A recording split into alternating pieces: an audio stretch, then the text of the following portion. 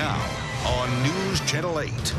Roosters, turtles, and even an alligator. Police seize dozens of animals, and they believe they know why one man was keeping this unusual menagerie.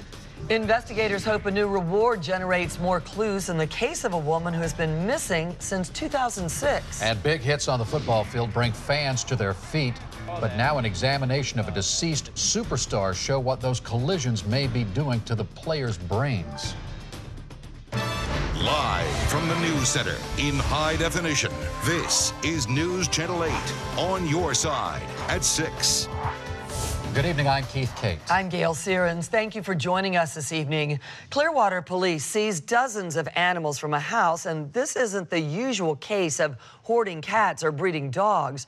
Officers removed 22 birds, including chickens, roosters, and pheasants, 21 turtles, a pig, even an alligator who was living in a cage. All of this happened south of Curlew Road at a house on Bruton Court. News Channel 8's Josh Green joins us now live with more on this story. That's a lot of animals there, Josh. A lot of animals, Gail, and you know, some people at home might be saying, all right, so these people had wild pets living in their backyard, but here was the problem with city officials. This is the city sidewalk. We are in the city of Clearwater right now, and this is where those birds were living. About 24 of them, and police tell us some of the conditions were not good. Altogether, animal control took 22 birds. That's chickens, roosters, a pheasant, and a potbelly pig, too, from Victor and Julie Vu's property. Police gave the homeowners a code violation and an animal abuse charge, too, because of the conditions. Access to water, water and food supply. Some of the cages that some of the animals were kept in would be too small. But that wasn't the extent of the wildlife here. At least 20 turtles, various kinds, swimming around in the pool that was out back. Officers spent more than an hour fishing them out. A snapping turtle, soft-shell turtles, and some red ear sliders, which are invasive species. But it was what was in a cage at the corner of the lot that puzzled neighbors most. I know there are alligators around here in the ponds because I fished in these ponds, but the fact that she had one trapped in a cage, I don't know what she was going to do or he was going to do with that. Possessing an American alligator is a misdemeanor. It's against the law to begin with. Number two, they are very dangerous. I mean, you don't want a little kid or animals to get injured, or for that sake, an adult to get injured. So a trapper took it away. I'm not against people having pets, but you know, you shouldn't go messing with the wild stuff. If it's wild, it should be left wild. Why were all those animals here? The indication that we're getting from a preliminary assessment is that they are being used as a food supply. Yep, some at least. According to police, we're going to wind up on the dinner table. Were they going to eat the gator too, Beth? I don't know.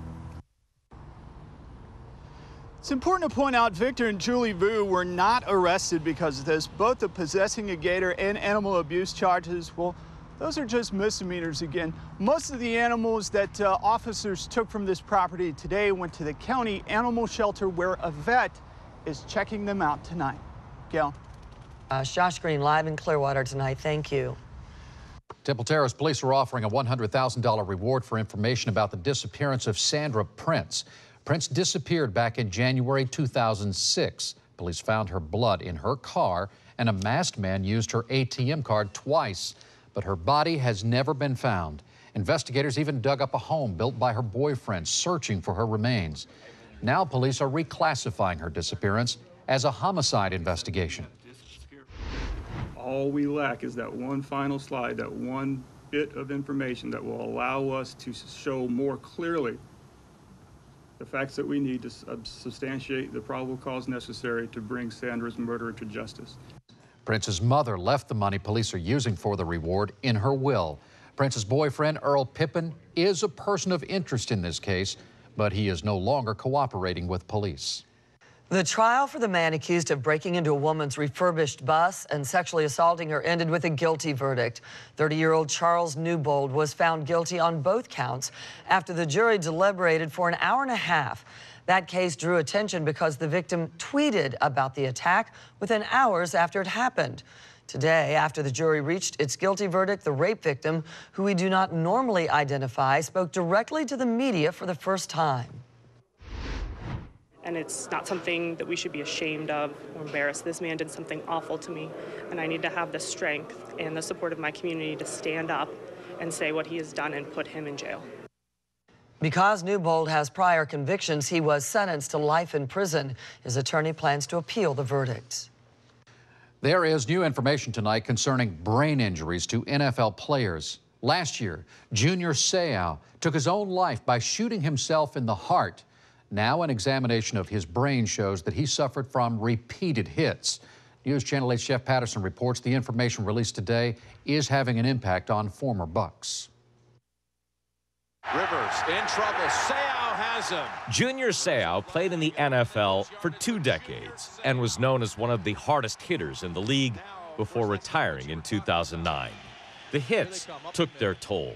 Now the National Institute of Health says an examination of Seau's brain shows he suffered from a condition known as CTE, brought on by repetitive head injuries.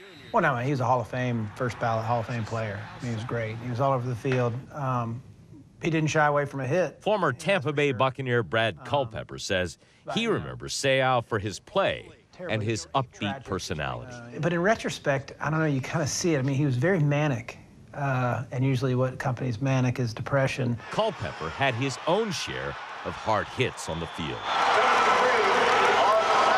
I did this on a kickoff return. I mean, try to bend. You could drive your truck over that. You're not bending that. He showed me a face mask he was wearing in a game against San Diego in 1993. No, it's mano-a-mano. I'm sitting here, and I'm like, let's go. I run about, 20 yards. He runs about 60 yards, and it's just, boom, who's going to blink first? Well, despite being knocked out and losing track of time and plays, Culpepper played again the very next week. You're telling me I would have been okayed by a real doctor who says, you get knocked out, you don't know anything, and they send you back in.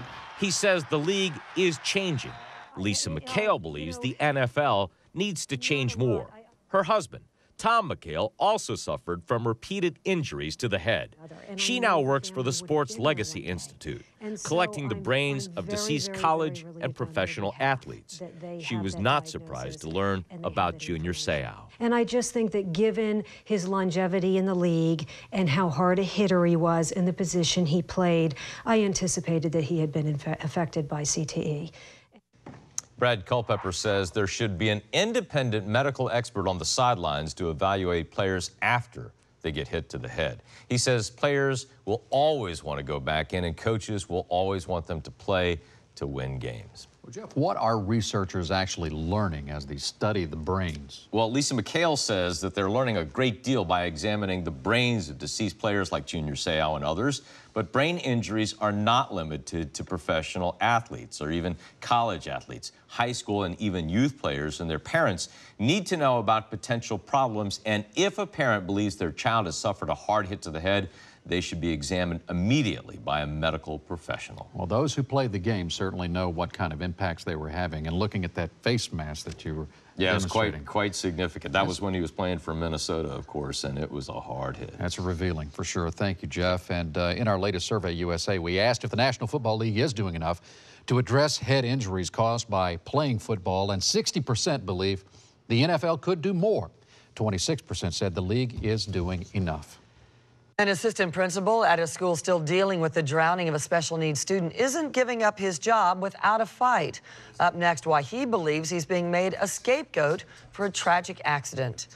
And does this look like the Bass Pro Shop logo to you? Coming up, 8 on your side looks at why a huge store is going after a small business in Hillsborough County. Some record high temperatures around the Bay Area again today, and certainly not much in the way of rain. We'll talk about any changes for the weekend and see if this warm trend will carry all the way through next week. Coming up. The assistant principal at the school where Jenny Caballero drowned won't give up his job without a fight. At a news conference this afternoon, Sean Livingston and his attorney defended his action at Rogers Middle School. Livingston was promoted to assistant principal just 2 months before Jenny's death. Superintendent Mary Ellen Elia wants him demoted to a teacher, but Livingston claims he's just a scapegoat for the tragedy. I have not made a mistake.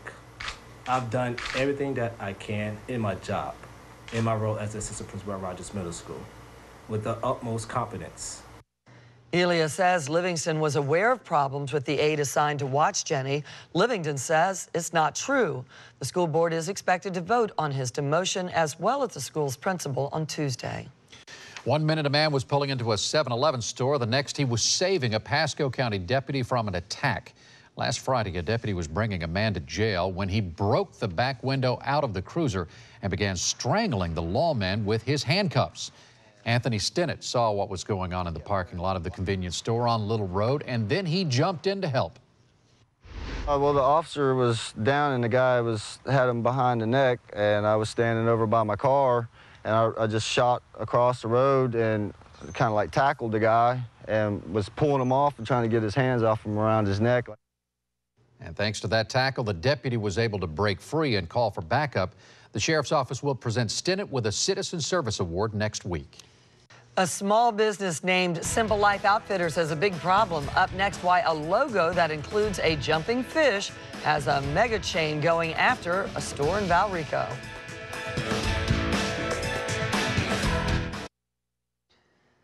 This is the logo for a small business in Valrico called the Simple Life Outfitters. But mega chain Bass Pro Shops, which plans to open here next year, says it looks a little too much like theirs, and they're fighting it in court. 8 on your side, Shannon Benkin shows us this battle could put the small business out of business.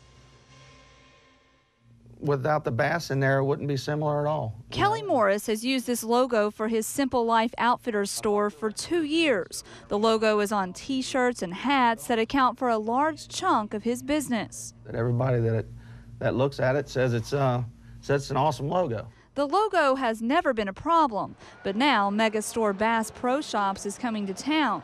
They say Morris's logo looks too much like theirs, and they want him to stop using it immediately. So do you feel like you're any real competition for them? No, I don't see how I could be. Bass Pro plans a 140,000 square foot store in Brandon between Interstate 75 and Falkenberg Road. The wildly popular store sells hunting, fishing, and boating equipment. Morris's store is just 1,200 square feet and sells mostly apparel, with just a few of the brands sold at Bass Pro. Why are they worried about me, little old me down here in Valrico? Morris says he did everything he could to make sure his logo wouldn't be a problem. His trademark was approved by the United States Patent and Trademark Office. The process includes a search of other logos nationwide, and no one at the federal office thought Morris's logo was similar to that of Bass Pro. Even so, Bass Pro has filed a legal opposition, forcing Morris into a costly battle. And that just trickles on down the line to the bottom of my bank account. In legal papers, Bass Pro says Morris's logo is too similar because it has a jumping bass in a circle. We reached out to the company for more information. Spokesman Larry Whiteley told me, "Our logo is our most valuable asset and we fight aggressively to protect it. His logo could reflect negatively on us if consumers confuse the two." Morris wants to fight, but wonders how long he can afford the battle. It's mine, and I'd like to keep it that way. This isn't the first local controversy for Bass Pro Shops. The company had hoped for an $8 million incentive package from Hillsborough County.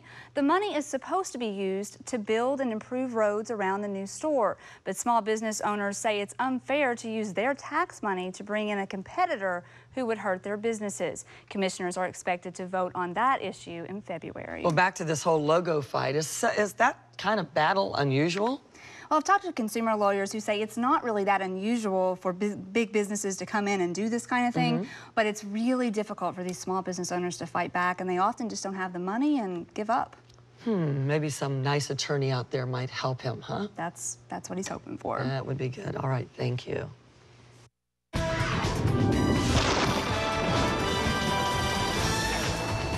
Well, the view here from Hula Bay looking pretty good, 78 degrees after highs in the 80s, cooling down there on the water. And a nice view here from the news center, 79 degrees. A few clouds, fair weather, and high clouds moving in from the west. This is associated with an area of low pressure and cold front across Mississippi, causing some tornado warnings at the moment. As you can see right now, we did not set a record high. It was a near record, the high of 85 degrees. The record, we reached 84 degrees, but Sarasota and also Lakeland did set record highs today. 68 degrees, our forecast low temperature, perhaps some patchy fog because of the moisture developing in the atmosphere. 78 degrees at noon, sunshine mixed with clouds. Fairly nice day, a very similar day to what we had today. 80 degrees at Tampa International Airport, the dew point 61. Winds are calm, light winds overall. A little cooler in downtown St. Pete, largely an east to southeasterly wind to thank for that. And it's been cooler there, about 10 degrees as compared to Tampa Bay area here in the afternoon. So again, 75 in both Clearwater and St. Pete, also 75 in Northport and also out in Lakeland, 76 degrees in Inverness. Look at the dew points, they're pretty close to the air temperature, so likely in the overnight we'll see that fog form because of the high humidity. Low-level southeasterly flow tends to bring in some moisture, and again, that's pretty typical.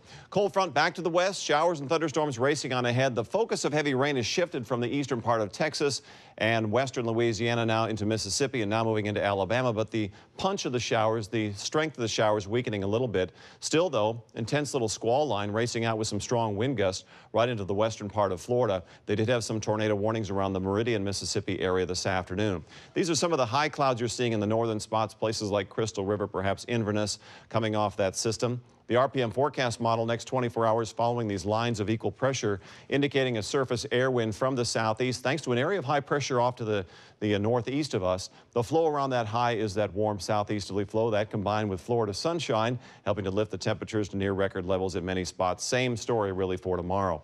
65 in Palm Harbor, forecast low, same in Riverview, 61 degrees in Inverness. These overnight low temperatures, even for northern spots, just aren't that cool, especially relative to the time of year. We've been talking about 10 to 15 degrees above normal. Same for tomorrow. 83 degrees in Brandon, could be some mid-80s inland areas. On the beaches too, Clearwater Beach, 81 degrees. 77 degrees for the evening, just gorgeous out tonight. Not that typical January chill by any means. 68 degrees with some patchy fog and balmy weather to start the day. And that trend will carry on all the way through the weekend into the early part of next week. We'll have to keep an eye on a cold front moving our way by the end of this period, but at this point, it doesn't look like it's got a whole lot of punch, both to produce a lot of thunderstorms or rain or produce a lot of cool air. So this trend we are stuck in. This area of high pressure is strong, and it's just stabilizing the atmosphere and keeping any cold fronts from coming through here. Well, it needs to move on. Kick it out of here. Yeah, it's not time for summer yet. And for now, it's staying. All right, Steve, thank you. Still to come tonight in sports, the Lightning announced what days they will hold training camp. Find out what the team has planned for fans who want to see them practice. And meet a man who works as a valet for his full-time job, but has been able to play goalie during Bolts practices this week.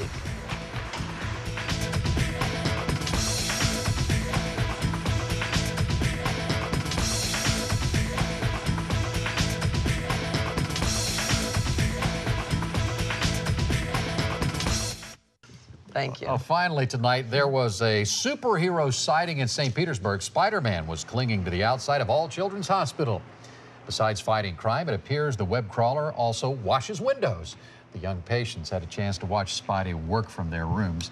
And while the real Spider-Man's alter ego is Peter Parker, of course, the man under this red mask is John Powers of high-rise window cleaning in Tampa. But what a cool way to do it. It is. Gets a lot of attention. I admire those men and women who go up there and Not for me. It's a little scary to think about. No. NBC Nightly News is coming up next. We're back tonight at 11. We'll see you then. Thanks for watching. Good night. Good night.